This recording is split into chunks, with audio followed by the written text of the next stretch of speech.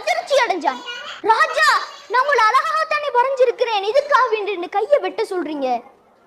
அதுக்கு அந்த ராஜா சொல்றாரு, நான் ராஜா, என்னுடைய குறைய நீ எனக்கே வரைஞ்சு காட்டுவியா?